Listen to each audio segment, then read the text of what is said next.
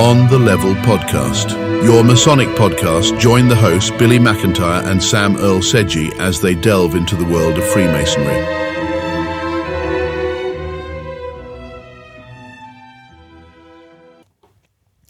Welcome to yet another episode of On the Level podcast.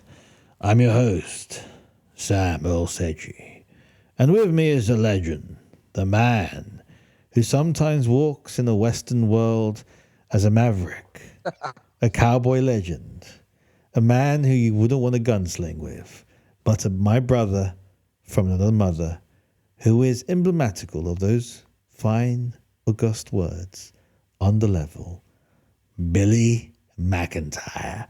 How are you, Billy? Well, it's all downhill from here, Sam. That's a heck of an opening. Thank you, sir. Thank you. Not a problem, Billy. Not a problem. Oh my God, I'm very excited about this episode. I think we should get straight in, and actually, an episode that will come out based on Tombstone. It came from there, and it's one of the questions of the. Not one of the questions, but one of the things that the Worshipful Master of Solomon Lodge Number 5 in Tombstone, Arizona, kind of mentioned about Freemasonry and its impact in the yeasty years, and the impact of Freemasonry back then, and lodges being full of people and where they are now. And I thought it would be interesting to look at Freemasonry and its formation and its codification from the United Grand Lodge of England in 1717, and kind of go through that up until World War I and talk about it, because there's some very interesting things in our history, and we've gone through the Knights Templar history quite a bit. We haven't finished on that series yet. There's still a lot to go through and break down, and we've had some profound episodes on the Templars. But something that's very interesting in Freemasonry, which is our fraternal organization, is the impact it had in the 1700s, 1800s, and then the 1900s, and the immense amount of high-profile members in history and governments and business and other places that were Freemasons. And what's really interesting is post-World War II, the proliferation of members, whether they be in governments as such and being Freemasons, kind of faded away. And my question would be, what happened? Freemasons still around.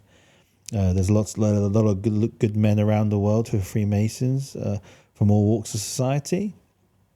But what happened? And where are we at now? And I've come to a couple of statements which I've researched throughout the many years, and it's now become common, what's the best word to use it? Common acknowledgement that Freemasonry's had two near extinction level events.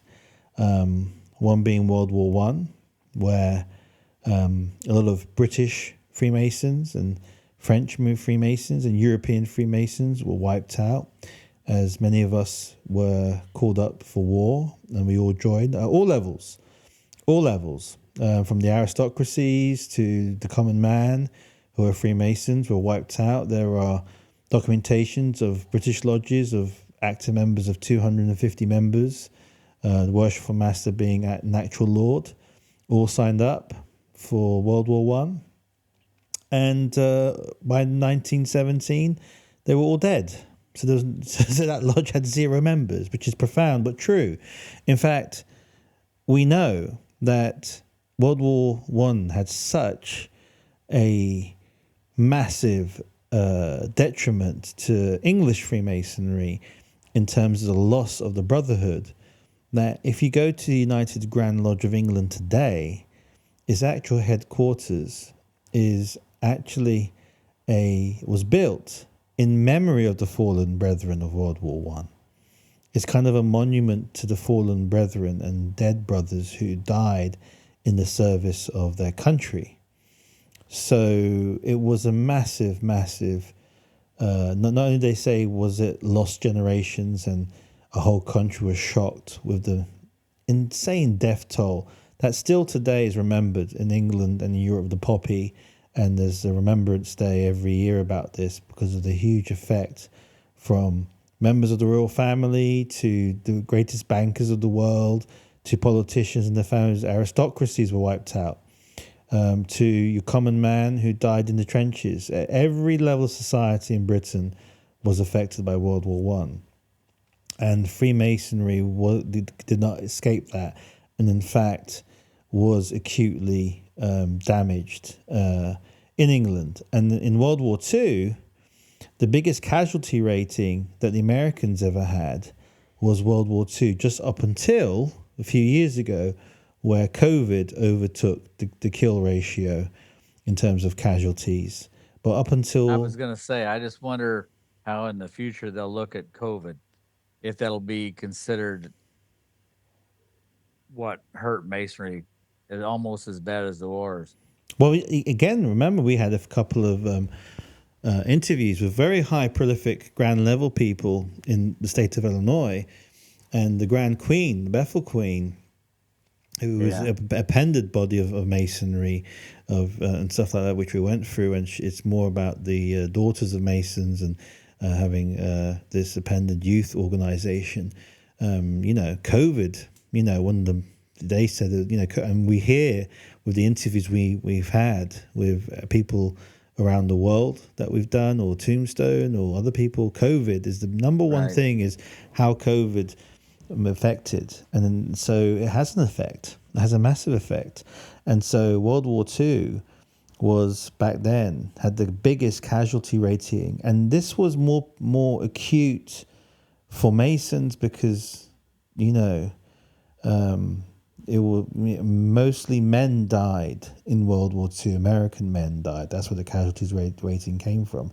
And again, Masons were the first people to, go to war. Most of them would draft up for it. In fact, a lot of Americans who joined the war in World War One on the side of the British, and also our Canadian brothers, a lot of them did it again to defend what they would say the mother country, and all help their brothers across the seas in fighting the war. So these were two seismic events that drastically not only changed Masonry in terms of membership numbers and lodges going extinct, but changed the face of the world. So what's interesting to me, Billy, and we'll start with this and then we'll go back in time, was in America in the 1900s, from 1900 to up until Eisenhower, with the exception of one president who was seen as one of the worst presidents ever, his name is Woodrow Wilson, was a Freemason. So every president, Theodore Roosevelt, Franklin Roosevelt, Eisenhower, Truman, and the rest of them in the 1920s were all Masons. Now, here's something that's really interesting, just to give you the idea of how prolific Masonry was in terms of numbers and in terms of, in terms of where were they in office. So let's go to Teddy Roosevelt, okay? Let's go to Taft's cabinet. So in Taft's cabinet, there were 7 Master Masons, including Taft. And so the Secretary of State, which is one of the most powerful men in America, Philander Knox, was a Freemason, full Mason. James Wilson, head of agriculture, Freemason. And others like Ballinger was the interior, and some undersecretaries. Roosevelt was a Mason from Matanock Lodge, 1901. Then his cabinet had 4 other Masons. John Hay was Secretary of State. Elihu Root, Secretary of War.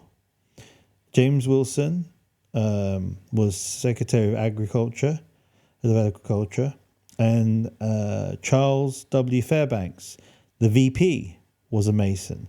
So some of the most powerful men in U.S. government in that administration, they were all Masons. That's huge. So we talk about U.S. presidents being Masons, right?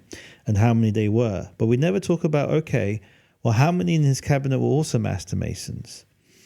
And so that's already built a picture of how prominent Masons and Masonry were. Now, a lot of people use this as a conspiracy. Oh, the Masons, control the world. Look at them being presidents and stuff like that. That's not true. To try and explain what it means of having another Master Mason from another lodge that you've never probably been to, or having another Master Mason from Let another... me tell you what it means to me. Go on. I take an oath that I expect every other brother takes, because I know that every brother takes the same oath as I do, that I won't do another Master Mason wrong. There you go. I know that Master Mason is not going to lie to me. I know that Master Mason is going to do me right no matter what. So I know I can trust him. And that's the same reason why during the American Revolution, that 40% of all the generals in the colonial army was Masons, because they knew that they could trust those guys. George Washington knew that. That's why he made them all Masons. It made all that many. No, absolutely, and so my point being is you said it really well, is there's a certain calm. When I traveled to England as an Englishman, and I went to United Grand Lodge of England, and a lodge invited me to their lodge meeting, and then they also invited me to their festive board. There was a certain air of excitement of meeting me. Back then I was the Grand Chaplain of the Crypto Masons of the state of Illinois. But they never met me before. They didn't know who I was. They'd never seen me. But because they've been through the same 3 degrees as we have, because they go through the same ancient charges of principles of being a good, well-mannered man, no disrespecting another brother, no talking behind another brother's back, being very respectful, having these ancient charges, which really are etiquette, being polite, thinking of your brother in the best light, giving them benefits of the doubt in terms of, looking at every brother on the level, treating them as equals, getting into the Grand Lodge of England and, being toured around and meeting all his brothers and having these conversations and being open and honest and being transparent, being yourself, being transparent without having to be afraid in the real world where you got to kind of like look over your shoulders sometimes, depending what area you're at, not knowing, who certain people are, but trying to make your way in ends out, having to be careful. There is a certain solemn and peace of just being around brothers and having the expectation for everyone to meet their oaths and obligations and being a brother and meeting everyone, no pun intended, on the level.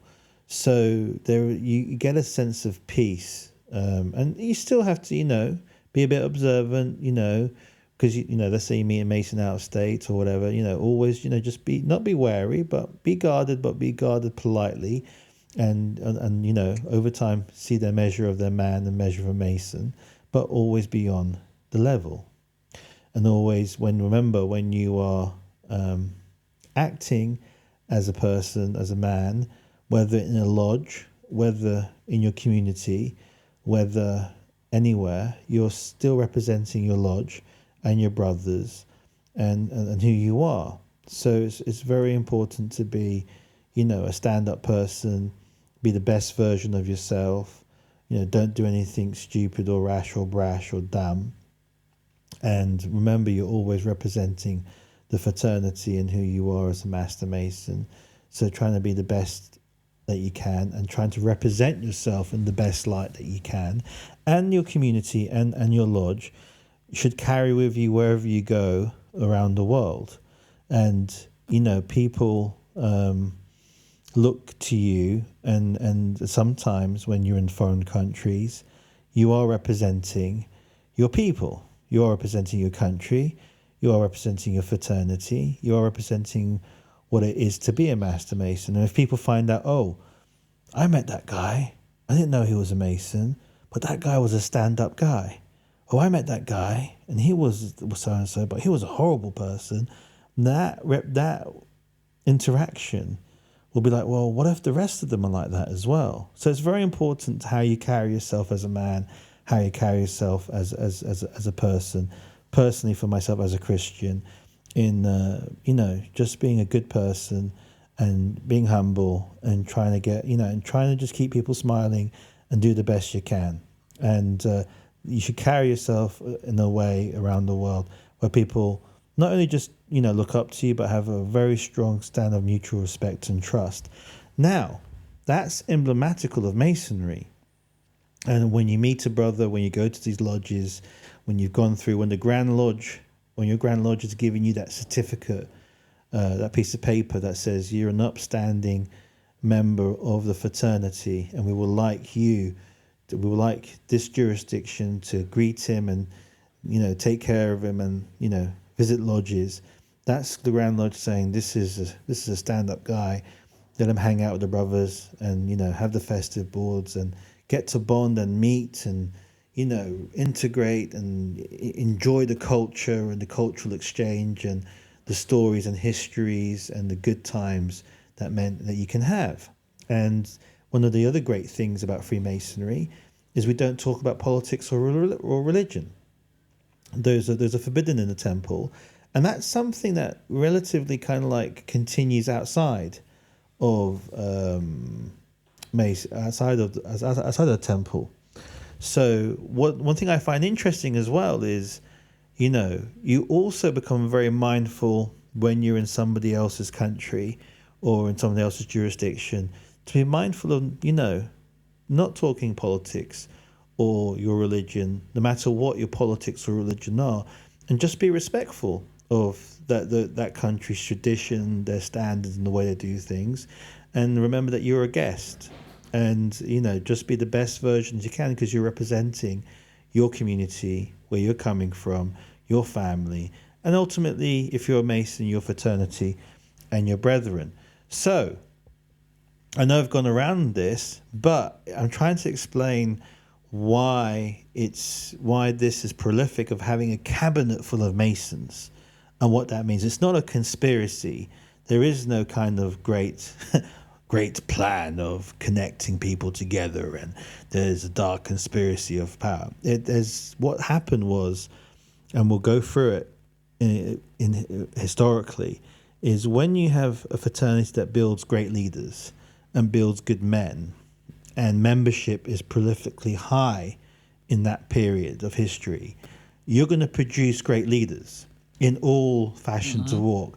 Whether it's law, whether it's teaching, whether it's politics, whether it's innovation, whatever it is, it was very likely in those ages, when we're talking about the 1700s, going all the way up to World War II, that you were a Master Mason, and you had a great profile, and so it was very prevalent because membership was extremely high. I go back to the 1950s. If in America there was 3 million Masons, more Masons than there are today, but there's a disparity here. Back then, the population was on average, and the estimate is around 70-something million, with 3 million.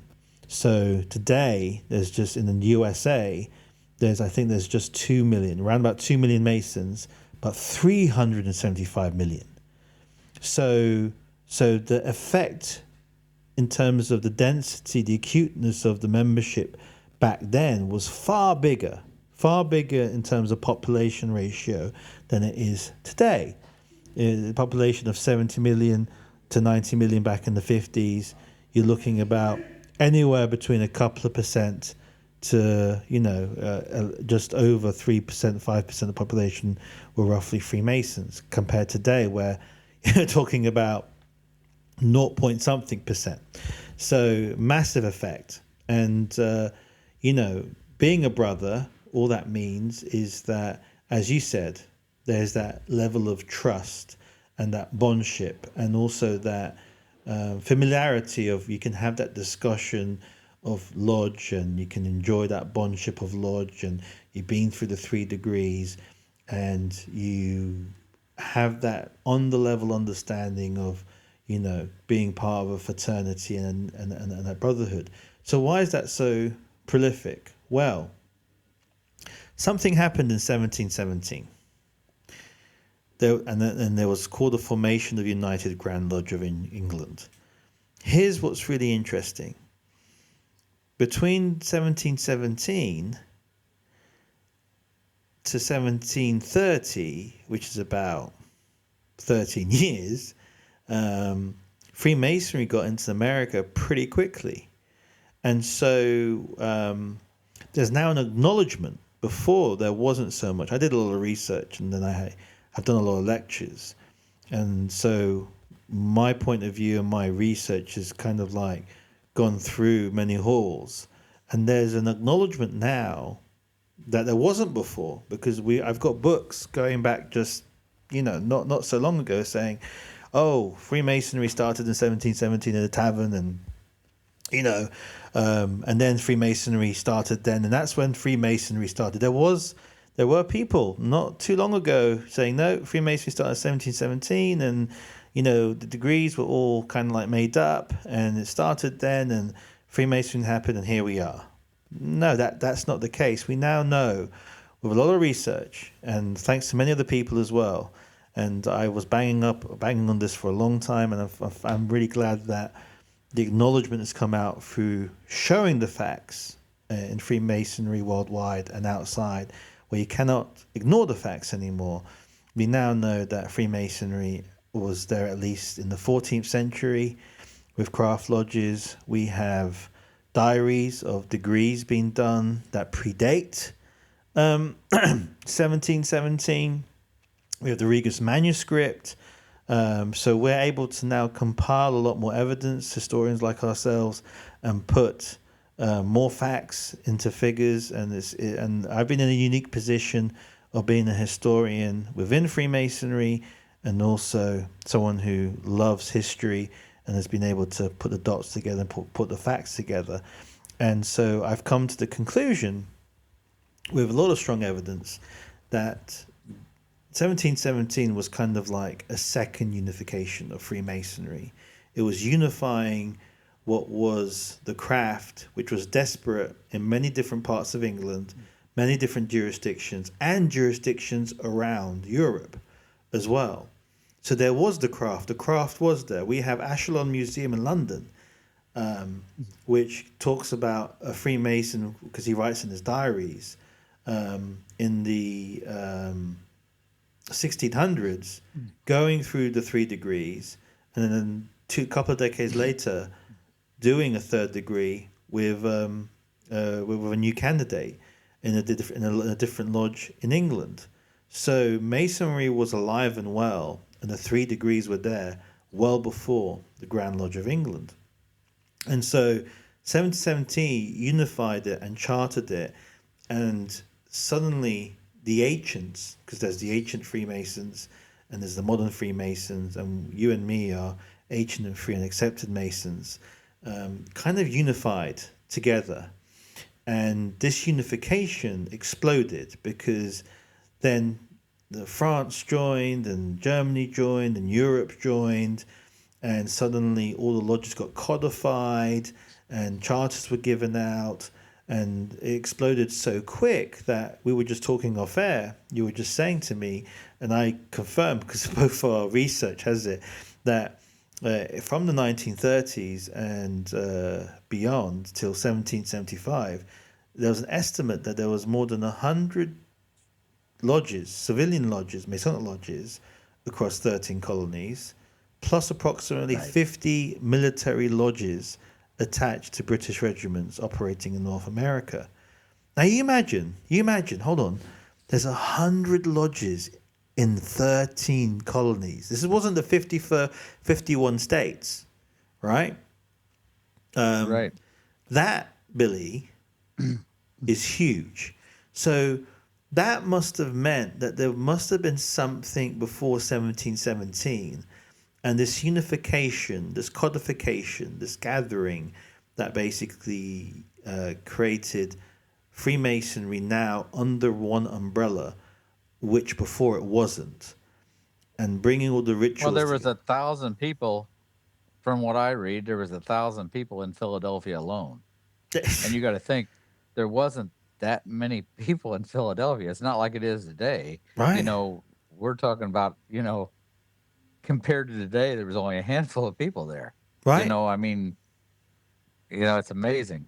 It's amazing, right? It's absolutely amazing. So Yeah. Freemasonry has been part of our history, European history, for quite some time before 1717, and it was mainly in the craft guilds. It was mainly in different lodges and guilds, and it was part of not only English historical heritage, but German heritage, French heritage, all over. There's something called Masonic time that's been kept in some areas of German Masonic history, which is, for me, really interesting.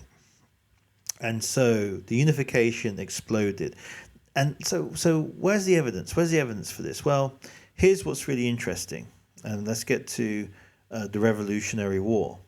Okay, so let's talk about notable Freemasons on the American patriotic side.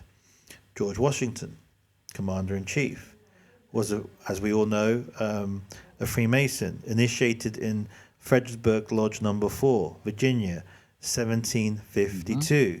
Served as Worshipful Master of Alexandria Lodge Number 22. Now remember, there was this hocus pocus, some sort of, dysfunction, some misunderstanding, some misinformed people within Masonry were saying, oh, George Washington was never a master Mason. We only have a picture of him as a fellow craft. Until, some of our brothers got back to the records and said, no, he is a master Mason. And even we were talking about it. I was like, well, here's the thing, Billy. They may have only a portrait of him being a fellow craft. But remember, first of all, portraits are back then, doing a portrait was very difficult in terms of it had to be him standing there doing it. And second of all, just because you got a portrait of him being a fellow craft doesn't mean he was never a master mason. You know what I'm saying? There's many reasons why we don't have the answers to why there isn't a portrait of him not being a master mason. But then again, you got to take yourself away from our realm, where it's like, well, why hasn't he got a picture? I don't know why he's got it, because today everyone's got the camera, right? Everyone takes pictures. The camera is kind of like part of our, our left arm or right arm, because we're always holding the cameras. But back then, first of all, commissioning a painting wasn't easy. You first had to commission an artist. You then had to schedule it. You then had to get the artist coming, and then he would basically do it, and then he would take away and finish it, and maybe take months to do. This was a long, arduous process that wasn't your normal take a picture in 5 seconds. There was a whole different process. And we didn't have all the answers, but I'm glad that people came to the same conclusion I did, that he was a master mason. We just had to get the actual paperwork to look into it. And just because we had a painting of him showing him as a fellow craft, doesn't mean he wasn't a master mason nor a worshipful master. Benjamin Franklin. Right. Benjamin Franklin. He invented diplomat, signer of declaration, a member of St. John's Lodge in Philadelphia, provincial Grand Master of Pennsylvania, 1734. John Hancock, president of the Continental Congress, a prominent signer of declaration, member of St. Andrew's Lodge, Boston. Paul Revere, patriot messenger and silversmith, famous for his Mount Midnight Ride, member of St. Andrew's Lodge, Boston, later Grand Master of Massachusetts. Marquis de Lafayette, a Frenchman, a French aristocrat, a major general in the Continental Army, key ally to Yorktown, initiated Union Militaire Lodge, affiliated with multiple American lodges. John Paul Jones. Oh, he was. Go on. He was. I tell you, Lafayette did an awful lot to help train the Continental troops here. If it wasn't for him, George Washington would have had a lot of problems. That's right. John Paul Jones, naval hero. And we'll be going back in and talk a lot more about these guys. Oh, yes. We're just doing an overview right now of these guys. So the overview is really important. John Paul Jones, naval hero, known for raids on British shipping, member of St. Bernard Lodge number 112, or 122, Scotland. Joseph Warren, Major General and leader at the Bunker Hill. Sword of Bunker Hill. The Battle of Bunker Hill is freaking awesome. Where he was killed. Provincial Grand Master of Massachusetts. Ancients. He was an ancient Mason, which is something interesting that we can go into later. Baron Friedrich von Steuben, Prussian officer who reformed and trained the Continental Army at the Valley Forge. Member of Trinity Lodge number 10, New York. Henry Knox, Chief Artillery for the Continental Army, later U.S. Secretary of War, member state St. John's Lodge of Boston. John de Kalb, Baron de Kalb, Bavarian-born French general in the Continental Army, mortally wounded at Camden, member of Pennsylvania Lodge number 29. Hosea Bartlett, signer of Declaration of Independence and governor of New Hampshire, lodge unknown but confirmed Mason via family correspondence. James Otis, early patriot leader and orator against British policies, member of St. John. St. John's Lodge was very prolific in the Declaration of Independence. I would suggest to you that probably the Boston Tea Party was a lot of members of St. John's Lodge in Boston. I'm speculating here, but I think I'm on the money there. And there was loads of other patriots like John Sullivan, Mordecai Geist, Brigadier General, William Whippy, signer, were also members. Now, there's no proof that those Indians that are, I'm sorry, you know what? I apologize. Native Americans that dumped all that tea were, a bunch of white guys, but I wouldn't doubt that lodge didn't have a bunch of war paint left over. I mean, I'm not saying that's the truth. I'm just saying I sure wouldn't want to look in that lodge is all I'm saying. Now, notable Freemasons on the British Loyalist side. Okay, so hear this. Benedict Arnold, Freemason, Continental Army General who defected to the British in 1780, leading raids as British Brigadier, member of Hiram Lodge, number 1, New Haven, Connecticut. Chief Joseph Brandt. This is really interesting. His actual name is Thayen Dan Niga. He was actually a native Native Indian American, Mohawk leader and British ally, commanded Native American forces in the frontier raids, initiated in Lodge number 417, London, Leighton Hiram's Cliftonian Lodge number 147, also member Lodge of number 11, Mohawk Valley. So it's very interesting that the British co-opted Chief Joseph Brandt, who was a Native American, into a lodge, and he had a massive, army of Indian and forces against the Americans. Sir John Johnson, loyalist leader, superintendent of Indian affairs, raised loyalist regiments like the King's Royal Regiment of New York. As a Mason, he took warrant of St. Patrick's Lodge number 8 to Canada during his flight. John Butler, loyalist military leader, commanded Butler's Rangers in the brutal frontier warfare, raised Union Lodge number 1, Albany, New York, later founded St. George's Lodge Friendship, number 2 in Canada, and served as master. A lot of these guys went to Canada after the loss of the colonies. Edmund Burke, British statesman and philosopher who criticized the war and supported colonial grievances in Parliament, member of Jerusalem Lodge number 44, London. While not a combatant, his opposition represented a British perspective sympathetic to reconciliation. Lord William Campbell, The last British royal governor of South Carolina fled after the Patriot Uprising, Masonic affiliation noted through specific letters. Other loyalists like Guy Johnson, Superintendent in Indian Affairs, Daniel Claus, interpreter and loyalists, were Masons. Now, what's really interesting as well is the head of the British Army, which his name, I just want to make sure I've got his name right again. I don't mess up. Charles Cornwallis. Charles Cornwallis, born December 31st, 1738 in Grosvenor Square, London, was the eldest son of Charles Cornwallis, the first Earl of Cornwallis, and Elizabeth Townsend, daughter of second Viscount Townsend. He came from an aristocratic family with deep roots of British nobility. So Lord Cornwallis, who became eventually the head of the British Army, who basically surrendered, and then because he was blockaded by the French and George Washington. What's interesting about him is, although there's no record of him being a Freemason, his father was a Freemason. Okay, now bear in mind, he was born in 1738. So that's 21 years since the Grand Lodge of England was established. Okay, and his uncle was a Freemason as well. So there's a lot of Freemasons on both sides that are very prominent characters in the War of Independence. Okay, here's something that's also interesting. Although King George III wasn't a Mason, his son, the Prince of Wales, who became king later on after George III, was a Freemason. And then every king was a Freemason and the Grand Master. They all became Grand Masters of United Grand Lodge of England, therefore de facto leaders of Freemasonry around the world, until obviously Queen Victoria. But when Queen Victoria passed away, her son was Freemason plus the Grand Master of the world of the United Grand Lodge of England.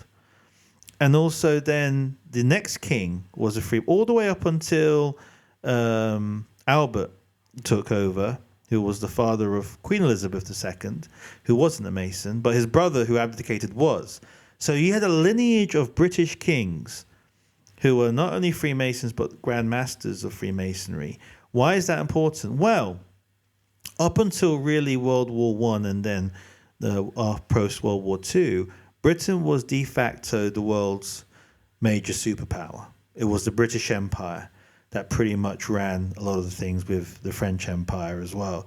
These were the movers and shakers prior to the two other superpowers who came about when Britain and France started to decline and fade away quite rapidly post-World War II, when you had the USSR and the United States, which emerged as the two new superpowers.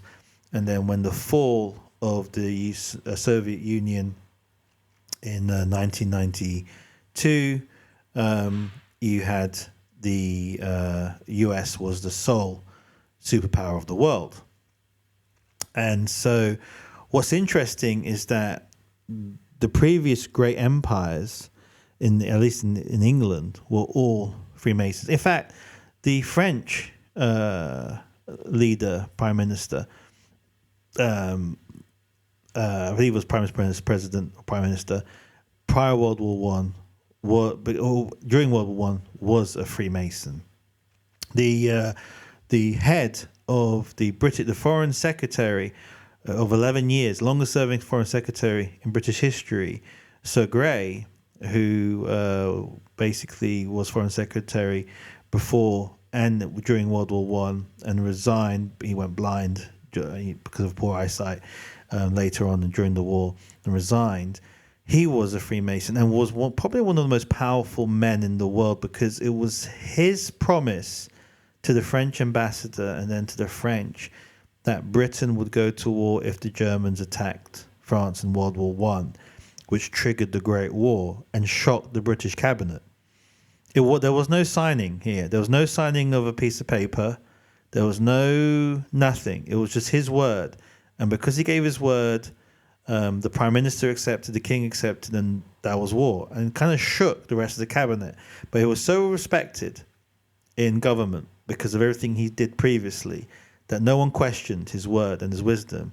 And I think that was the biggest mistake, basically, that led England into a war, which basically was the end of the beginning of not only the empire, but was detrimental to Freemasonry and the fraternity in England, at least, which I think we haven't recovered since World War One still, because you have to understand the wipeout of the lodges, and to lose so many good men would take generations. It took about 200 years nearly to get to where Freemasonry was prior 1912.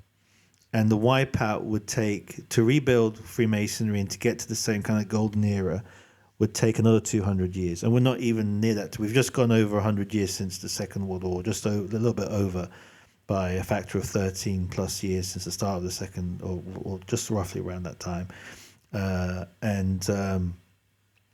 It's a long way more to go to rebuild Freemasonry.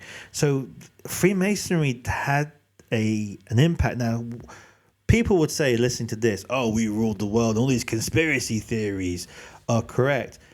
I think we need to delineate and to go away from the conspiracy theories and pass that aside and trying to understand, if you've gone through all the episodes of what Freemasonry is about, the fellowship, and understanding the intricacies of what happened. Because let's go to empires right now, right? What were empires? Well, this is what was really interesting as well. Really, really interesting.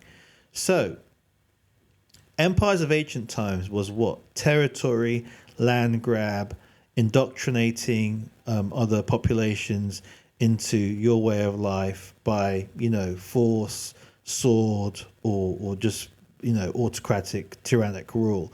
Romans came, occupied, took over, indoctrinated people into their culture, and then, used that population base to recruit for their military and so forth. And that was really the rule of empire for a long time. Even in medieval times, it was about conquering lands and taking over and bringing your country and your nation state and taking over and just literally, conquering land, agriculture, cities, and then calling it your land and dominating, putting your men in charge and taking over that particular country with bringing your laws and your rule with an iron fist, all that kind of stuff. Something was really interesting that happened in the 1700s where the empires kind of shifted. They kind of shifted to a different way of warfare, a different way of colonization, a different way of fighting. It wasn't this still, don't get me wrong, there were brutal periods, but it was no longer the way of medieval warfare. There was no longer there were rules of engagement. There's an old saying, and this was true, when Masons were captured in World War One on either side, they went to their own little camp and they were taken care of very well. There were rumors of Napoleon being a Mason. His brother was definitely a Mason. He was a Grand Master of Freemasonry in France. But Nelson, who was his British counterpart, and Duke of Wellington were Masons as well.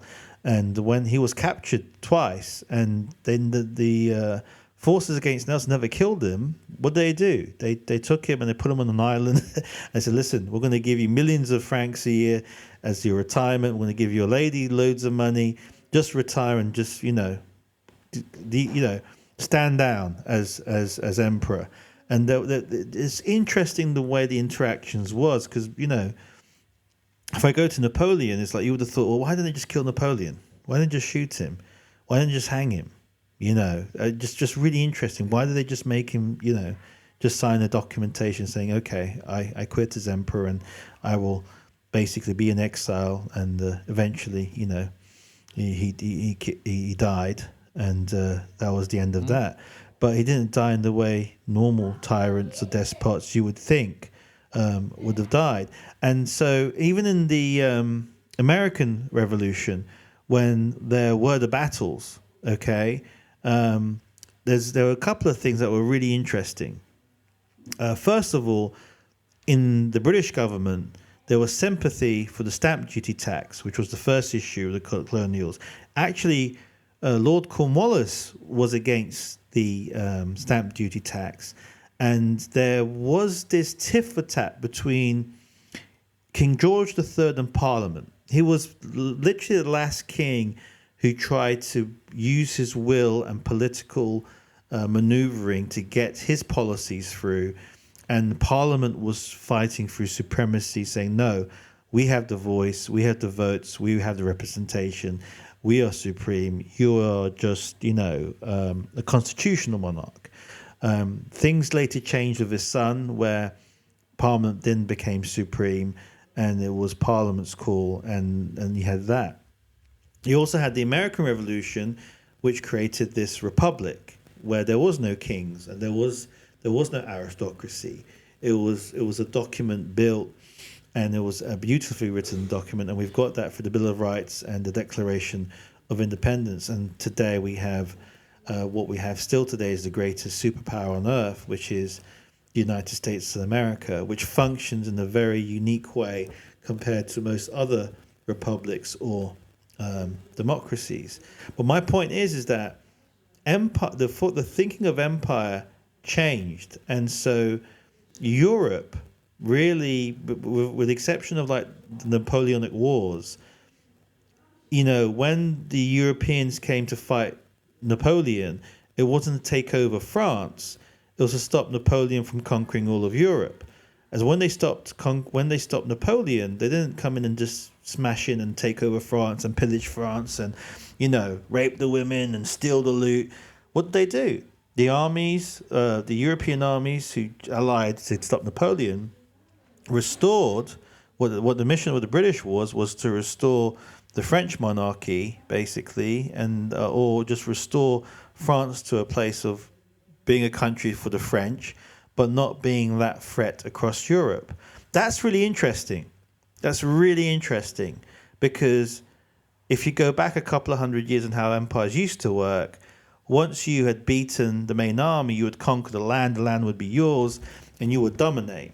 And something happened in Europe where it was no longer about taking over people's lands and dominating.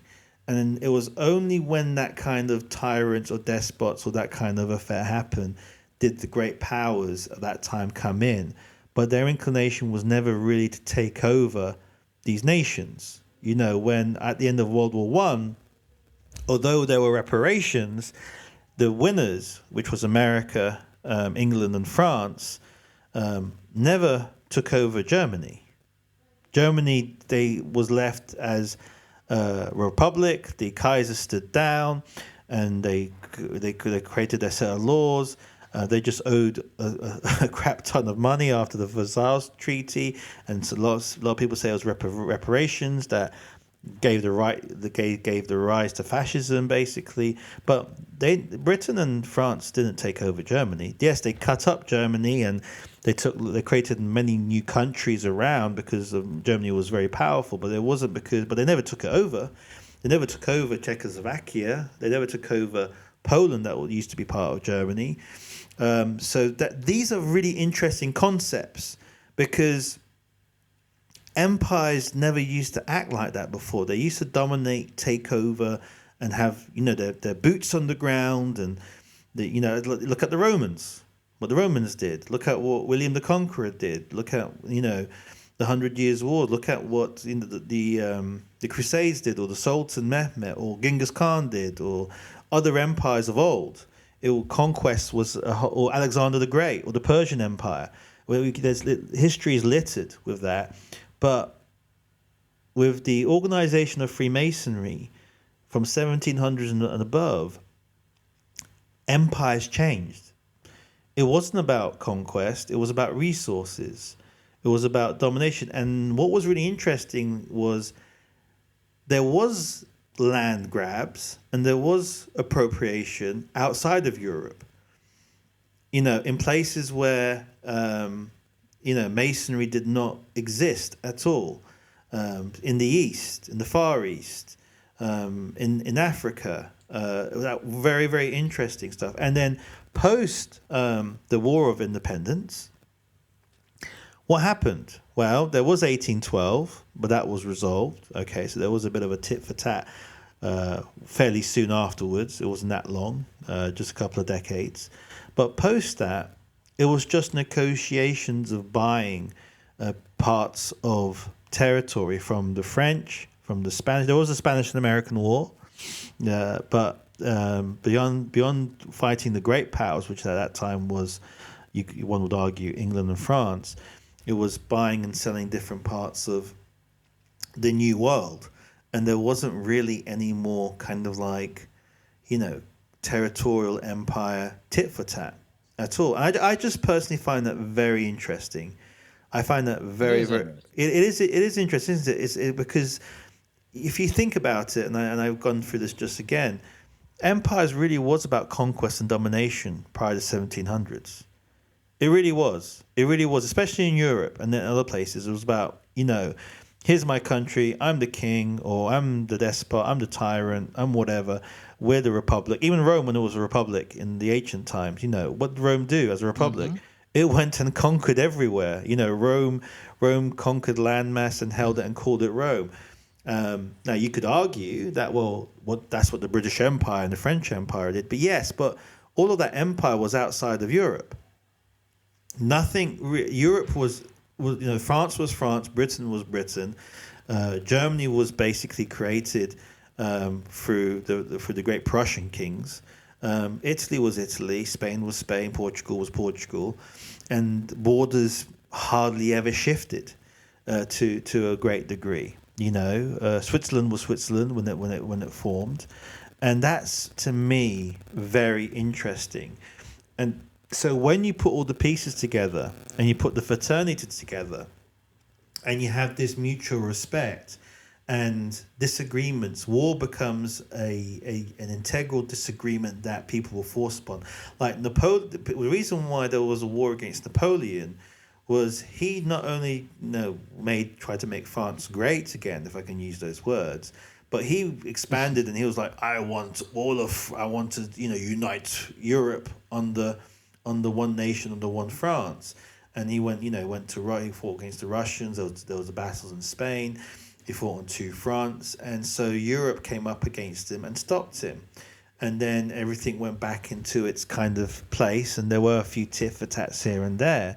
But really, it was about just restoring people's having a tit for tat, but there was no real engagement. And World War One, what was that about? It was protecting your partners. But after the post-wars, there wasn't any convergence of territory, except for maybe you lost, so we're going to break you up because you're too dangerous.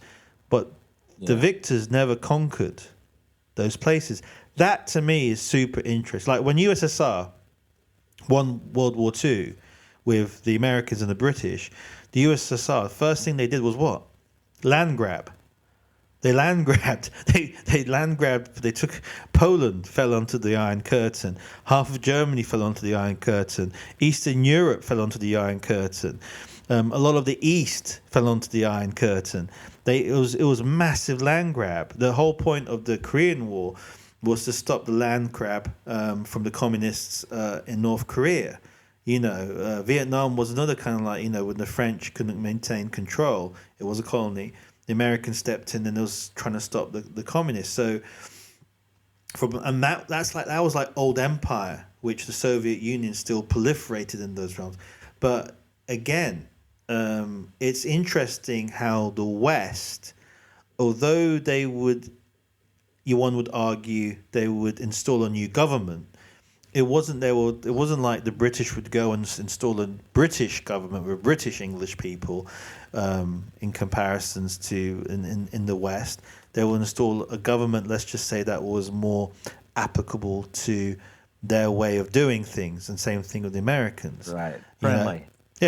Friendly. The only places they will install their own governments was the colonies, which were outside of Europe. So I just find that very interesting. But what's interesting though is as soon as they did colonize different places, they did install what was really funny, Masonic lodges. And some lodges really started initiating different types of people. I just went through Native American chief who was part of the British military campaign who became a brother and was affiliated to multiple lodges, which shows that when these Masons went and built these colonies and these empires, they let the local populations run their own agenda under obviously British rule, but they accepted them. And what was his name? Do you remember? Let me go through the list of that I've got here.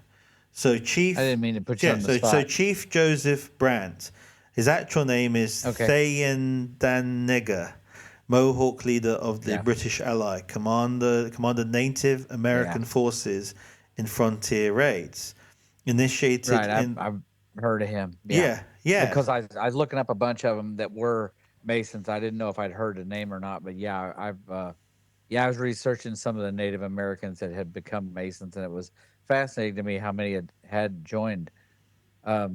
Just on a side note, when the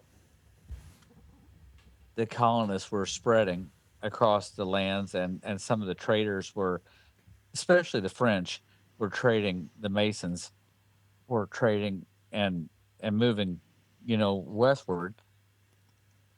Especially the past masters were wearing past masters pins, and we know what the past masters, before the Civil War, we didn't have the G, so they just looked like. I think the British still don't use the G, correct? That's right. They just look like the square and compass and the underneath. Yes.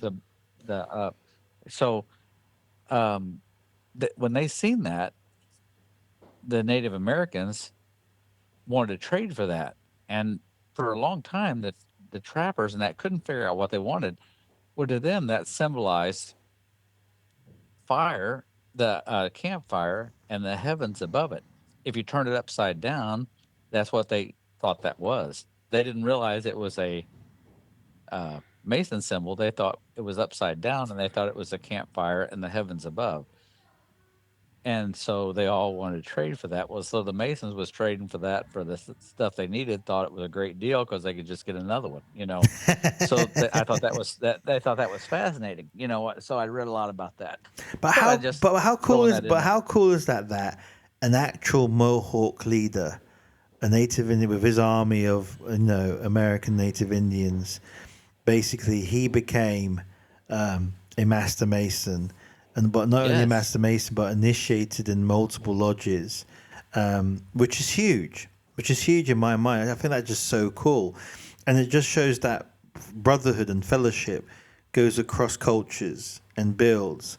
That's what I think is cool, because he was accepted in multiple lodges. And that's where it goes to show that Mason brothers will accept other cultures. And I think that's so wonderful. That he wasn't discriminated against. He was accepted as a brother. I think that's awesome. It's huge, right? And that's during a time, we're talking about 1700s. We're talking about the 1700s.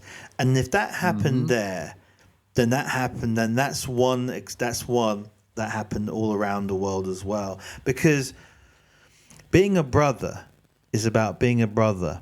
And whatever culture or wherever you're from, it doesn't matter. It's about the caliber of being a man, a good man, and being there for your community and being there for your people.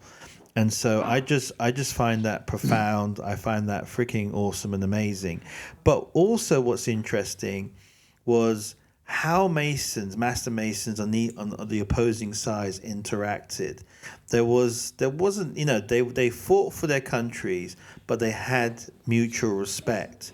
There's a very famous scene in the recent film of Napoleon, where the Duke of Wellington had a sniper, and the sniper said, "I have Napoleon in my sights, lords. So basically, I can kill him. Do you want me to shoot him?" And the Duke of Wellington says, "Nonsense! On the pain of death, you will not shoot him." I'm paraphrasing here.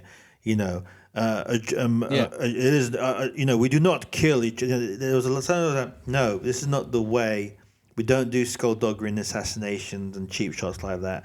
We stand together and we fight a noble war. And there was a bit of nobility. I mean, what's really interesting was in the Declaration of War of Independence at that time, the standing army, the British Army back then, was only 7,000 in the colonies. Now that jumped up to something like 30, 48,000 during the War of Independence. But what's really interesting is that Lord Cornwallis never got assassinated. George Washington was never assassinated. There was a element of respect. There was a camaraderie. There was an understanding of fellowship in the sense of, yes, I'm doing this for my country, I'm doing this for my king, or I'm doing this for my people, from Declaration of Independence to be a free people, and we will fight. And although George Washington and they did use innovative types of warfare like guerrilla warfare tactics and stuff like that, the British still lost a lot of conventional battles as well. And when they lost, I think it was called Saratoga, is when the French came in and the other powers came in and helped the Americans, and that was it for them. They were done. They were done, and then the Declaration of Independence. However, that said, there were many people in Parliament, in the UK Parliament, that were sympathetic to the colonialists, and I just wonder, like, once you have a bond of men who have bonded across nations and stuff, having a place where there is total war, having a place where the rules of engagement go further beyond the battlefield, stop. And we had an era, I think, during these eras of empires where there wasn't these tragic, kind of like devastating, horrible wars that we had during World War One and post World War One. And what's really interesting is World War One was total war. It was war incarnate in Europe, and not only Europe, but changed everything from the Ottoman Empire, and the world got reshaped. And then World War Two happened as well, and that was even brutal total war, because before that it was unthinkable that you would go and bomb a city and kill civilians. It was unthinkable that you would go and massacre people based on their race, or 250,000 Freemasons, around about 200,000 Freemasons, some say 250,000 Freemasons were killed in Germany under Hitler and the Gestapo. Real evil was born out of post-World War One. If you actually look at World War One, it was just a tragic set of events. In fact, even the German Kaiser, didn't want to go to war against England or France. If you actually go into the real history and you actually dig into all the documents and paperwork, and a podcast called The Rest is History really dig into it and go into this, there were moments where the Kaiser was talking to his cousins, who was like the Tsar of Russia and the King of England, and saying, no, we don't want to go to war. We want to ignore, make sure we're not fighting. But the King's like, yeah, we don't want to go to war, and that's all good. But it was the generals underneath them, and by the time that the German war machine was going westwards, it was kind of too late, and you had generals actually crying because he couldn't pull back his men, and in the end they were just forced to go to war. And you just read how crazy things were. No one, not even the British government at that time, wanted the war. The French didn't want the war. The Germans didn't want the war. The Russians didn't want the war. The Tsar didn't want the war. The problem was the set of alliances and keeping words, keeping their oaths and their words together, and the Serbians and going at each other's throats, and against the Austrians. That's what really triggered everything. And so technically, if braver men and stronger heads prevailed, there would have been no World War One. And maybe we'll be in a different world right now of where we're at, because post World War One and then during that total war period, things began to change, and the rules of engagement began to change If there was no World War One, we don't know. There may not have been a World War Two. I mean, because you got to think World War One really set in motion World War Two. I mean, that kind of brought about kind of in a way brought about Hitler, and his rise, because it put Germany in such a downfall economically and stuff. You know, they did it to themselves, but you know, the way they were beaten down. You know what I'm talking about? Absolutely, absolutely, The way they were beaten down, they economically and stuff, and they had Hitler found a way to put that onto somebody else, and that happened to be, unfortunately, the Jews, and he used that to, you know, uh, start a war machine again. And so, if that would have never happened, it possibly would never have been a World War II. That's right, and you're absolutely spot on. The reparations hurt. The 1929 crash, the hyperinflation in Germany hurt.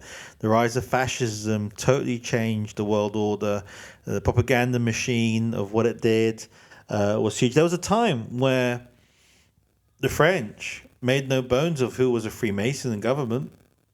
Even in England, there was no bones because Freemasonry at some point had gained such a good reputation of just being an upstanding fraternity, recruiting the best of the best, men of high morality, men of faith, men of God.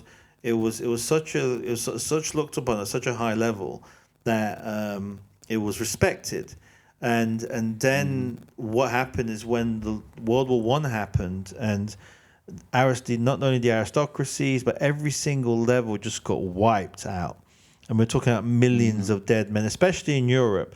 There was a massive loss of men, which means there was a massive loss of potential, of leaders, of good men. And it was lost generations. And so that was the beginning of the end of the world powers of Europe. And in America, which basically was on the rise, you had the 1929 crash. And something happened then, and there's something that we didn't talk about either, because we're talking about these two world wars, but something else happened as well. Something else happened. The 1929 crash. I think that's important to talk about. And again, right now we're talking about a lot of macro things. Now, this is not to excuse what the empires did in certain colonies around the world. Some things that you could look at were shameful acts of, shameful things, shameful massacres. You could look into it. You could say that was a time of that time. During that time, that was the right thing that they did, or that was how empires were. Again, this is just kind of a big overview of everything. Yes. Because we're going to do some deep digging into a lot of these people. Yes. Because I've got so much stuff on George Washington and Ben Franklin and stuff. I can't wait. And if Sam don't let me, I've spent too much time digging into this stuff. And if Sam don't let me talk about him, he's all the way in Japan and China. But if I don't want to have to swim over there, but I will. No, we're going to go through it, but we're trying to set the scene of how empire kind of shifted, at least within the domain of Europe when Freemasonry exploded, and how it was no longer about, with the exception of Napoleon, about territory grab. And when Napoleon was defeated, it was just a restoration of what was before. Not any new kind of territory grab. Like when the Duke of Wellington won the Battle of Waterloo, the British didn't come over and take over France. Those to me are very, very interesting because that's not how it was before. And it only happens when there is a massive disagreement and the disagreement needs to be stopped. And how do we restore order in Europe? How do we reset things? It just seems to me that the fraternity, inside, outside, was just trying to bring peace in a time of, power, chaos, empires. What my argument was, they're trying to bring the best out of a situation where obviously it's just a fraternity. And they're just trying to do their best within what they had. And it just was very interesting of how this age of enlightenment, this age of growth, this age of liberalism, came to a culmination and kind of ended, I would say, World War One and in World War Two. However, what's really interesting is what I'm going to get to is the crash. Now, so you had the membership near extinction level events, which I don't think we've ever recovered from since, and we're trying to bring back our membership and recruit good men, all that kind of stuff, which is what we're doing. And go to our episodes and listen to, what it's all about: fellowship, brotherhood, doing the great things we can do for community, for God, all that kind of groovy stuff. The 1929 crash wiped out an immense amount of wealth. In America, back then, there were like 10,000 banks. 10,000 banks. 10,000 banks got cut down to more than half after the 1929 crash. Farmers who used to farm land lost their farmlands and became renters or started working on lands that were, that for farmers who didn't collapse. It was a massive dark time in American history and also the rest of the world. But there's an issue with that, you see. The issue was in this time of destitution, which went on to the 30s. I mean, you can only talk, especially now, if you talk to any surviving grandparents that you guys may have, and you talk about their time of growing up and their father's time of growing up, and their fathers your grandmothers have memories, they'll tell you that their fathers, at least, who grew up during the Great Depression, all that kind of stuff, had a horrible time. It was an immense time of poverty in America, a horrible time of poverty in America, a horrible time of poverty in Europe. As we just talked about, the rise of fascism. Apparently toilet paper was more expensive than a million or a billion Reichmarks. It was a horrible time. France wasn't doing too well. Britain was struggling, wasn't doing too well. There was a massive social upheaval, social change, and the Russia fell obviously to the communists, and so there was ideological now rises because people were not doing too well. Socialism and communism was coming up. Not only was there the fascist party, don't forget, in Germany, but there was two fighting forces. There was the communists, and then there was a National Socialist Workers' Party who were at each other's teeth fighting for power because they were both against the current German Republic regime. Now imagine a lot of Masonic men who, had a bit of wealth, had a bit of farmland, or had their own business, their bakery, the butcher's shop, or whatever, and suddenly lost everything. Lost everything. Everything's gone. Now, one thing you have to remember being a Master Mason is paying your dues. Dues is a lodge membership fee that you pay every year to be a member of the lodge. And if you don't pay your dues for a certain amount of time, you can be expelled from the fraternity. So paying your dues helps upkeeping of the lodge, runs the expenses of the lodge, helps raise charity to help local communities and fundraising, and basically keeps the lodge alive, right? Now imagine you had a class of lodges all around the USA, which by that time there were thousands of lodges, right? And you had all these well-to-do Americans who've done very well in the time of Taft, in the time of Woodrow Wilson with the Federal Reserve Bank, just being stated, the ease of credit and money coming in, and then the roaring stock markets of the early 20s. Imagine that, and people becoming very rich, and suddenly all their wealth, poof, gone, lost. Tens of thousands, millions of Americans in destitute poverty. How many members could not pay their dues anymore? How many members had to walk away and focus on, the grind, the being able to just survive? How many of those starved in poverty? How many lodges lost members because they couldn't do the upkeep? And so how many of those folded because, the lodges could not survive? So there was an economic element to this level, and that was very true with England. Let's not forget, in England post World War II, it was bankrupt. There was food rationing going on post World War II. England became a very, very, very poor country very, very quickly, even though it still had a bit of an empire. Its people were very, very much impoverished, and it took a decade or two to build it to some relative form of normality. and since till now, it's kind of struggled a lot since post World War II to have the former glory and wealth it had prior World War II and prior World War One. So how many men who could have been Masons couldn't be Masons? And then don't forget, Jews back then compared to today were very expensive.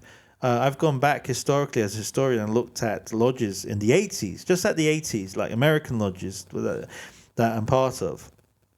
And back then, in the 1980s, there are some lodges that their dues were $50 a year, right? Doesn't sound like a lot of money. Well, the equivalency of that, and I'm lowballing this because it could be a lot higher, is something like today, and this I checked this a couple of years ago, so it could be higher. Back then, the equivalency of $50 to 2 or 3 or 4 years ago when I was doing the maths was about $186 of today's money. Now, that could be now $200-something today's money. So that's how much a master mason like me or you, our brothers, some of them who are still with us, thank God, a lot of them who are now in that Grand Celestial Lodge, paid every year. A lot of money every year, $208, compared to paying $50 a year today. And so you think about how much they used to pay back then and the value of money today.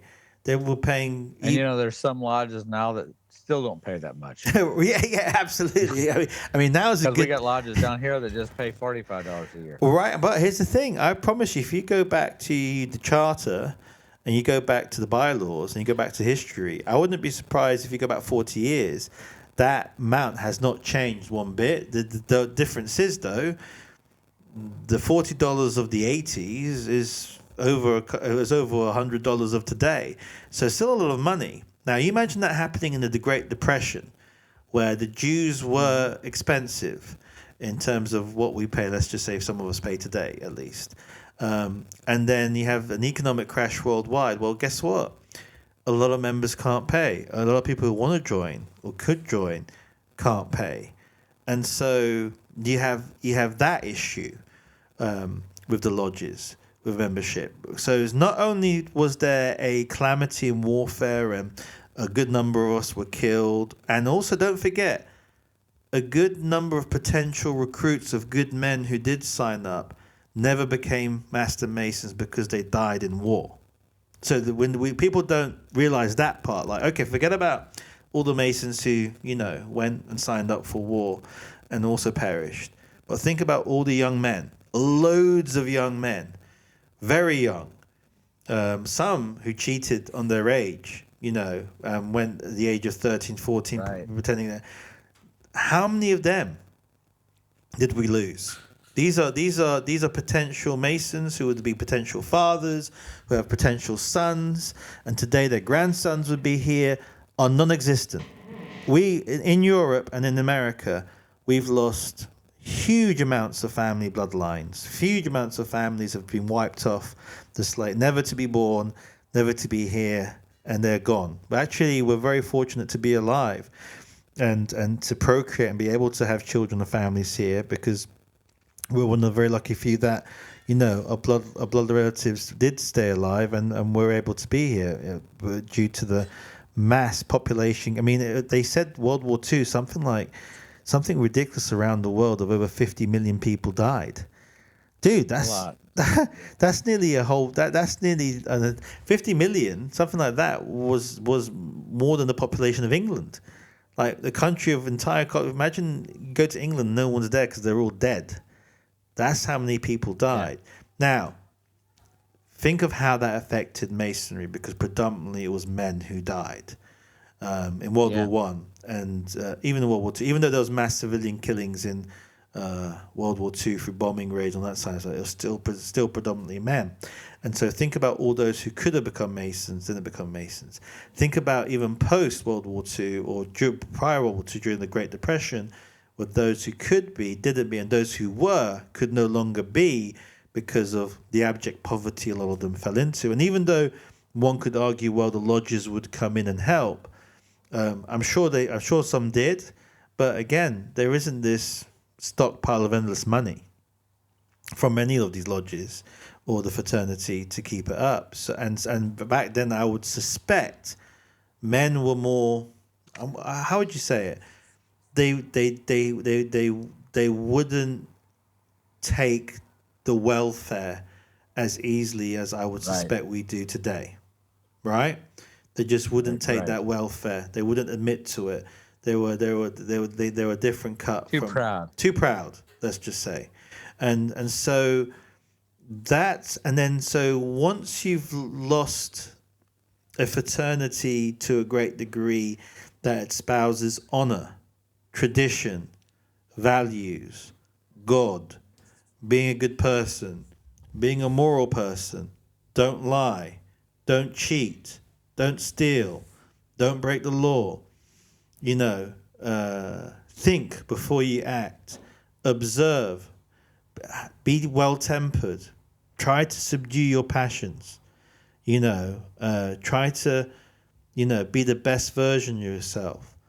So when you have less of that within your population, within your populace, and these great places which I call would mentor men to be better men in a world where it's dark and there's a lot of brutality. When you take that away, you can understand all the crazy stuff that happened since post-World War II.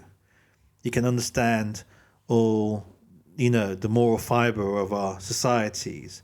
You can understand all the shenanigans and the breakdowns of, it doesn't explain everything. It doesn't explain all the woes and all the issues, but there is a bit of a pattern here of why we are. Right, but and also, I'm not in all cases, but a lot of times you notice that if there's a man that's a Mason, lots of times, even if it doesn't happen while the man's alive, if a man has a son, a lot of times that son tends to follow in his father's footsteps and become a Mason himself.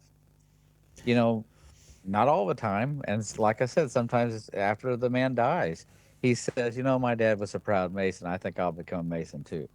In honor of his father. There was another thing. You're taking generations away. They're taking when they get killed. and not only that, there was some really honourable circumstances that hardly ever happens today, but there were really honourable circumstances back in those days. We're talking about 18. There was one guy who became a president, and I can't remember his name. And it's likely that he was actually very honourable, but politics being politics and being dirty, people besmirched each other and called shenanigans. But it's very likely this gentleman, this American president, was very fat. I think it was the second fattest president ever. But basically, he was an alcoholic. Not alcoholic. He wasn't alcoholic. I tell you that. He was a workaholic. He loved cigars. He did drink a bit, but he was no alcoholic, and he was just an upstanding guy. And anyhow, his best friend died, who happened to have a kid with this woman, and who he happened to have a relationship with at some point as well.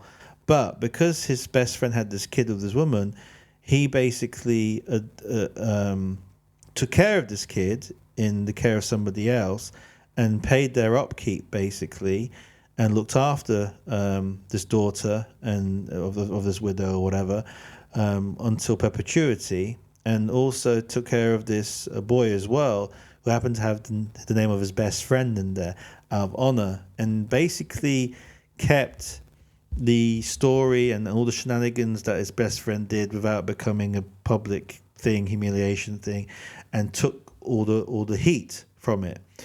Because this guy was a master Mason.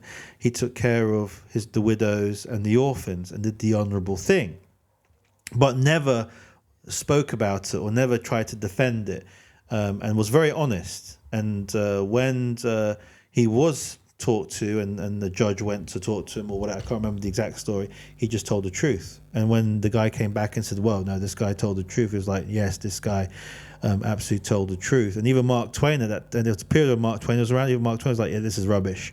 So there was a legitimate sense of duty and honor to your fellow brother.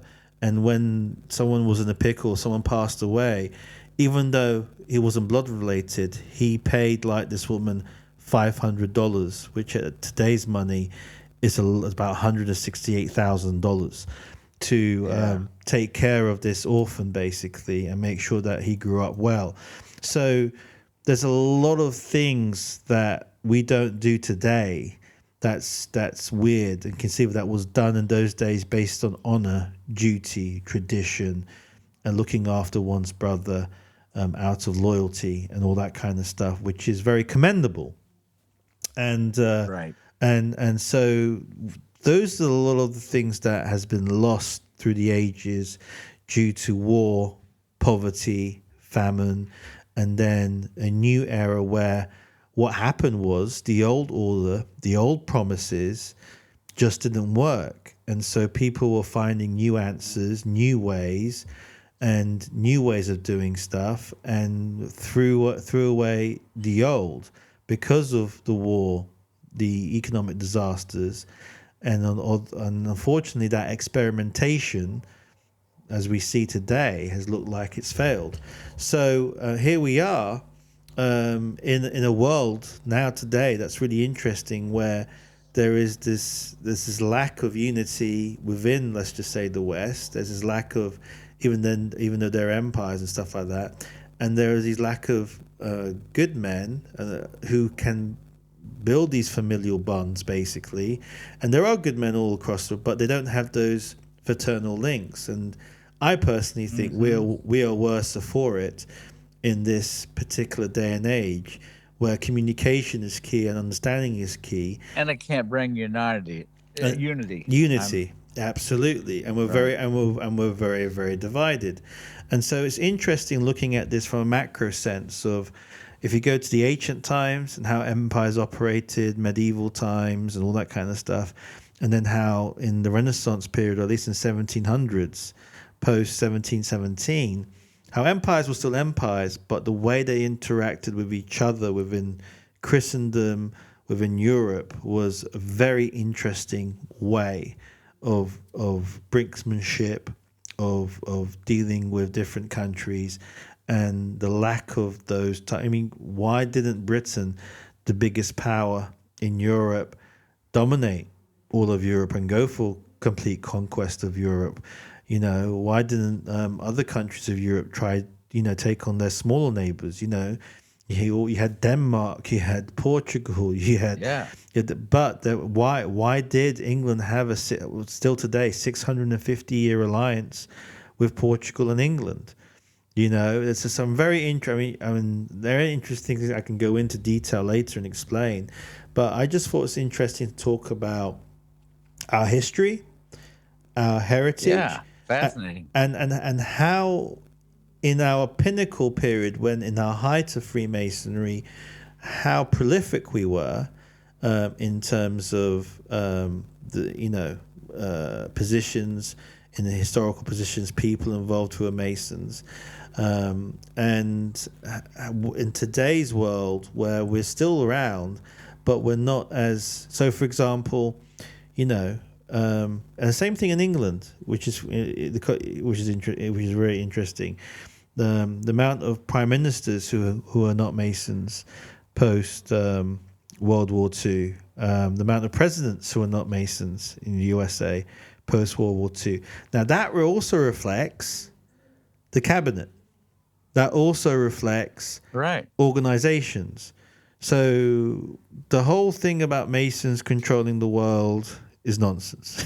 The whole thing about Masons control governments is nonsense. But what we're going through is this remarkable fraternity that was based on goodness, based on fellowship, based on creating good men to become better men in a time where things were a lot more darker, and bringing the best out of men, and enlightening them, and putting, God, family, business first.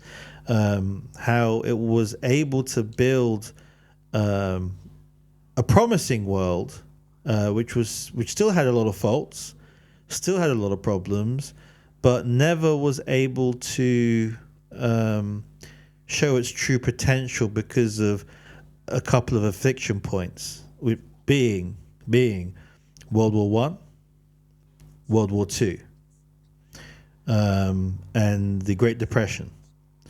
And then beyond that, the economic impact that had throughout the world, and so, but saying that, there's a huge amount of legacy that we have. You know, the Grand Lodges and memberships that we have today, and you know what we do and what we do for charity today, and we're what I say rebuilding the Second Temple of King Solomon. So I just thought it'd be interesting to talk about this and relate it to empires. Now we're not saying that Freemasonry was all powerful and all dominant during the 1700s and the 1800s to the 1900s. But what is interesting is that very prominent figures of power in politics, kings, presidents, were part of this noble fraternity, and their ideals were the ideals of being a better man, being on the level, and doing good by your community. And that age, you saw a lot of progress in all sorts of realms, and it would have been interesting to see how the world would have been like without the two great wars, and where would we be today? Would we still have those pillars of tradition more integral in our civilization, our history, or would we still be where we're at with the same kind of issues and It's trials? fascinating to wonder how much farther ahead we would be, if we hadn't had those setbacks, not in masonry, but in life. How far, because you never know. Did we lose the guy or the lady that would have cured cancer? Did we lose the gentleman or the lady that would have give birth to the person that would have cured cancer, or discovered the greatest invention of the century? We'll never know. We'll never know. We don't know. Yeah. And it just shows that Incredible. great calamities in different parts of the world, in different parts of civilizations, can have massive setbacks, can have detriments of rebuilding. And we forget that if it wasn't for the American Marshall Plan, Europe probably won't be where it is today. There was a Marshall Plan that rebuilt a crumbling, destroyed Europe, which was in ruins. Yeah. It was in ruins.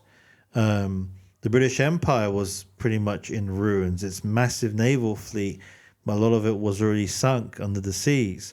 It went bankrupt to fight fascism and defeat Hitler. Basically, the empire stopped being an empire because it couldn't afford to have the empire anymore because of the amount of debt it was in because of World War. There was some seismic shifts. The British pound was no longer the reserve currency. The dollar became the reserve currency, and then we had the Bretton Woods in the 70s. And I have questions. I'm like, if Masonry was still as prominent as it was in America in the early 1920s, 1919s, still during the 30s a bit and the 40s a bit, what other types of presidents would we have had, compared to some of the presidents you've had that some would say are the worst or the best or not so good? What other type of men, even here, what type of British prime ministers would we have had? What kind of foresight would they have had in focusing on their community and their country, as opposed to, things that are more foreign or more macro overseas? Where would we be at? I don't have all the answers. I'm throwing a lot of questions. We've given you a lot of facts. We've given you a lot of figures in history who are very prominent and prolific in that time period. And it's very interesting as we get close to World War One and then beyond World War Two, that prominence seems to drastically fade. Although we're still around, they're still there, and some good men are in good places because of the caliber of who they are, and the fraternity builds great leaders. These events really hurt Freemasonry, and here we are trying to rebuild and build a better community for our friends and for our family. And it's just interesting. It's interesting. Well, I think And we're off to a great start. I mean, given an overview of kind of what we're looking at, and I think we're off to a great start. and So, this what I'd like is to sorry, go ahead. I'm sorry. this is Freemasonry and empires. And I would like to dig more deeper between Freemasonry and the empires and their relationship, and and then try to look into that, and as you say, deep dive into the War of Independence. I find that fascinating. I find that very fascinating, especially the Declaration of Independence. Especially when you go to the Yeah, night. because if you look the way that it's set up and the way that was written, man, it sure looks like that there was a lot to the way the declaration of it, not the declaration, but the way the government's set up here in the United States, it sure looks like there was a Masonic hand set into that if you look at it really close. But Well, that's just me. here's the interesting thing. Through the time of our lodges, through our ancestors, even the times of Knights Templars, when they would have a stated meeting, or when they would have their when they would elect their preceptor, or what they would call the master, they would elect a master amongst their peers. When we talk about Cistercian monk and the way the Cistercians did their stuff, and it was also by Saint Augustine. I think there's something there about a bunch of men getting together and electing their peers based on their merit and organizing together and building something together and helping innovate in different areas when they're working together, and not having the issues of the outside world, the politics, the envy, the hatred, the jealousy, and all of those egos are put aside, and you're there to temper your passions and focus on the brotherhood and the community around you, make it better. And I think the fact that we elect members to come in, the fact that we have an elections of our officers, these have been fundamentally radical things from the Middle Ages, which was completely radical, to all the way to the Declaration of Independence, which was also something very radical.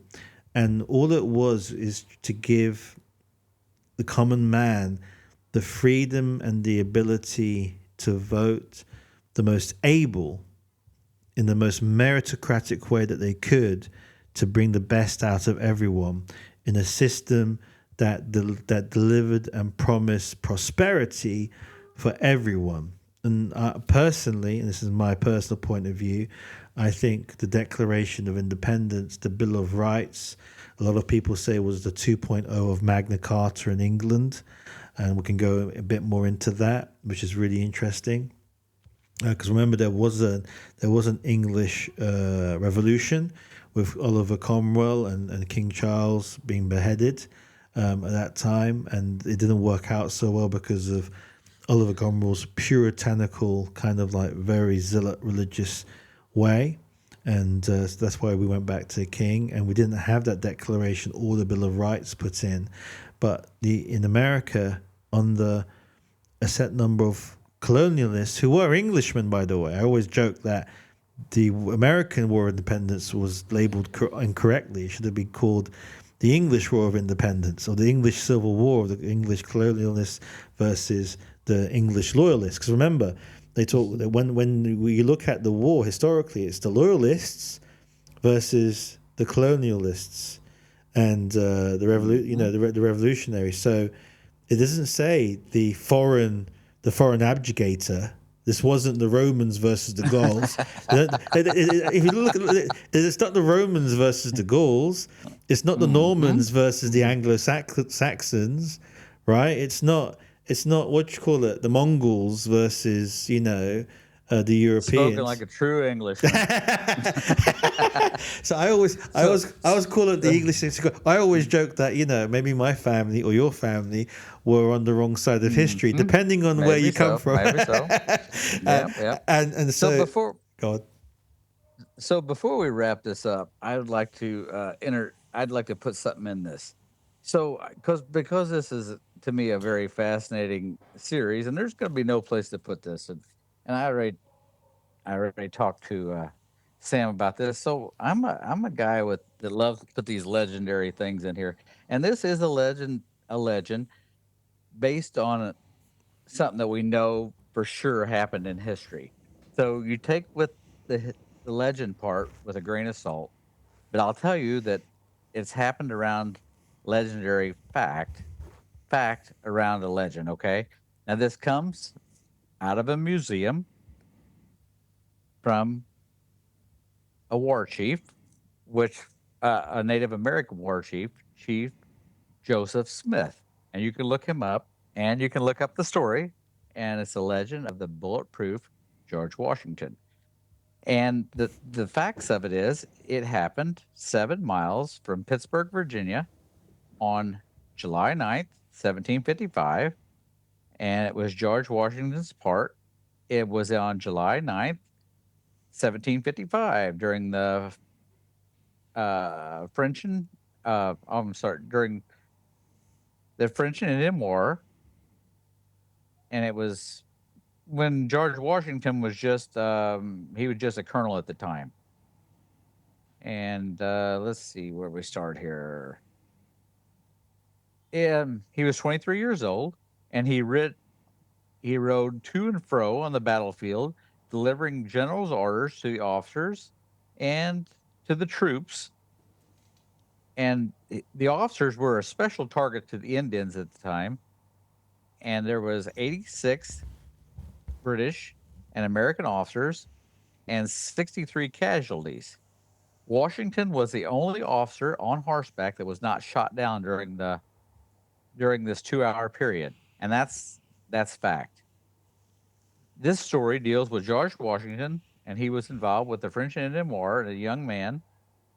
The French and the Indian War occurred during the 23 years before the American Revolution, and the British were against the French, and the Americans sided with the British, and most Indians sided with the French.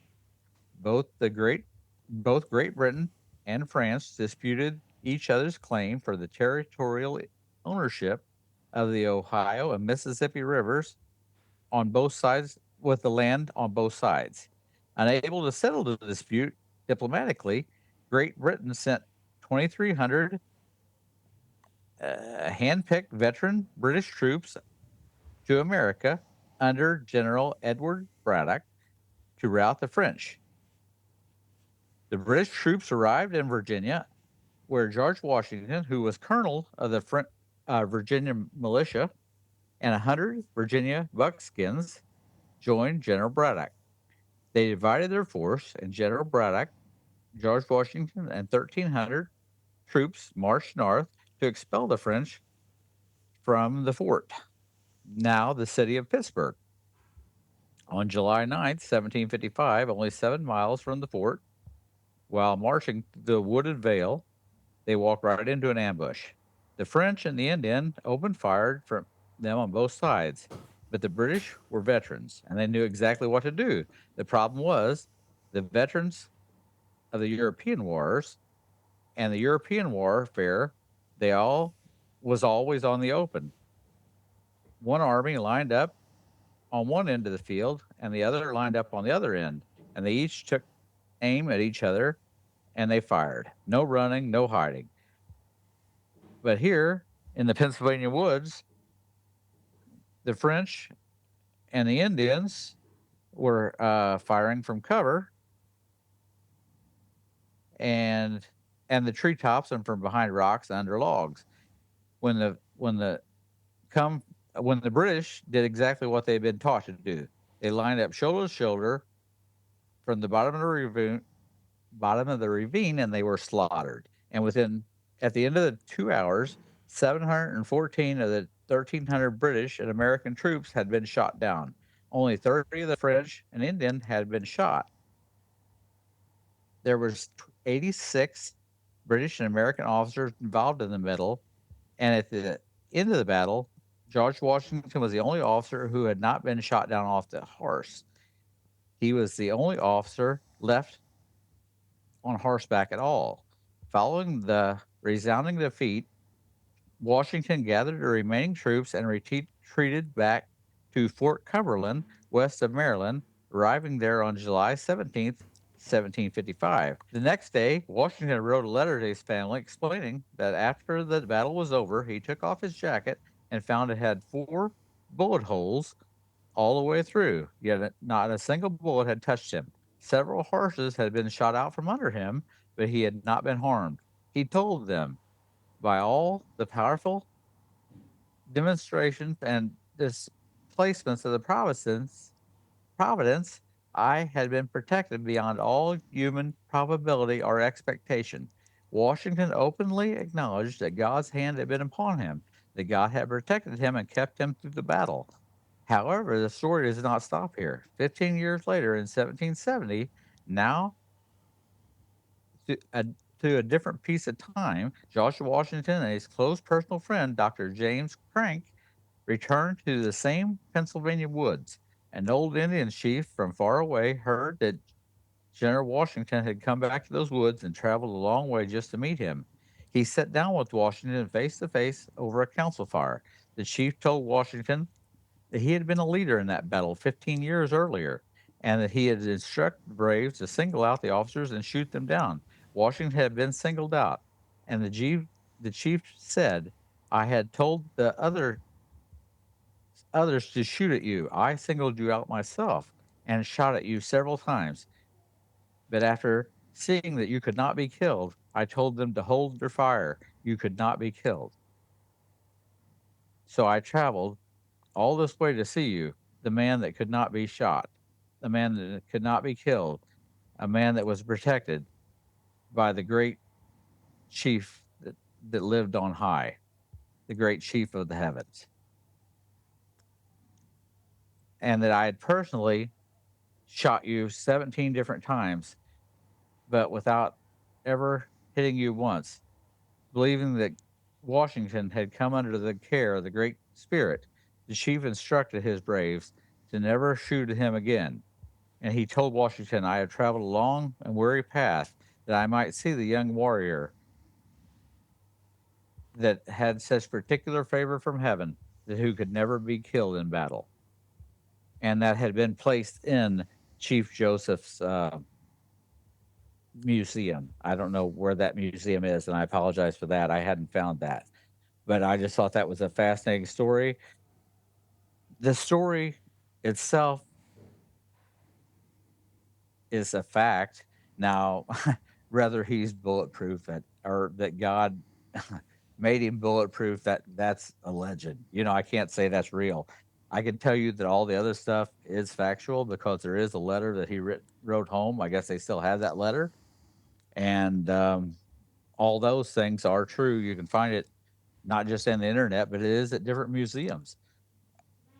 But you use your own judgment on that. I'm not saying that stuff's factual. You do your own research. Of everything we say, we try to be as factual as we can on here. And So I think it's I important. just think, I think it's important to have some good, healthy amount of speculation as well. I mean, even especially in this episode, we brought in a lot of facts.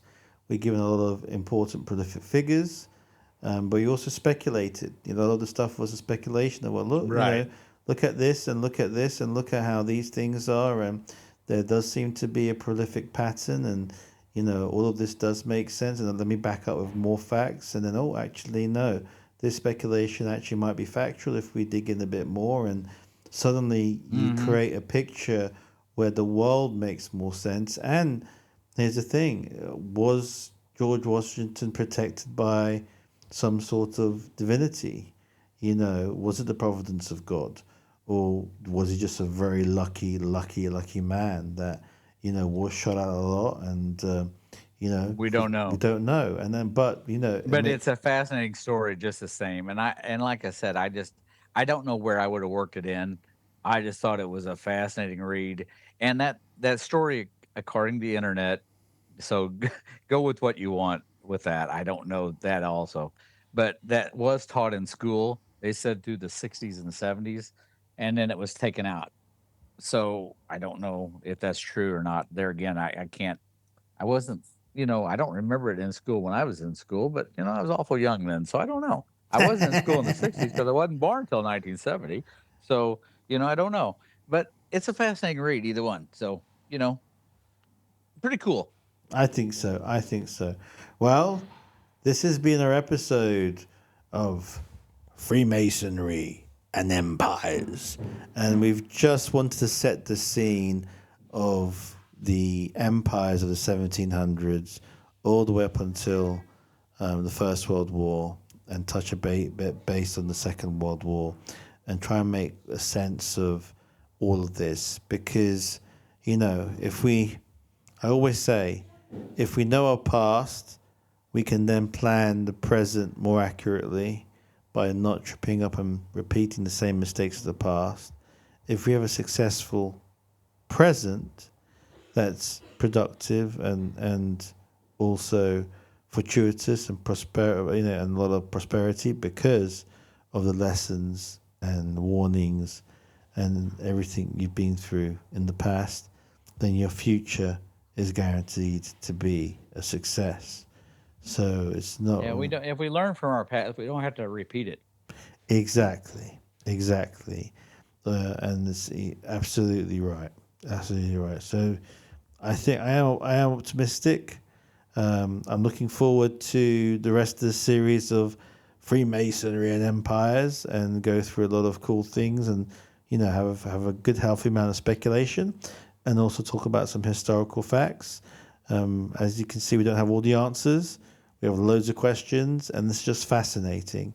A lot of our history, our Masonic history, our world history, we should be proud of, and we should all dig in and absorb ourselves and see if we can, find some more answers. That's the most important thing. Absolutely. Godspeed, everyone.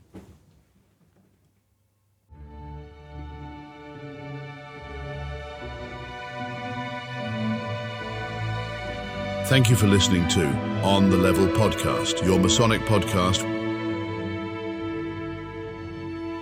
When you are ready, duly and truly prepared, you can always knock on the door.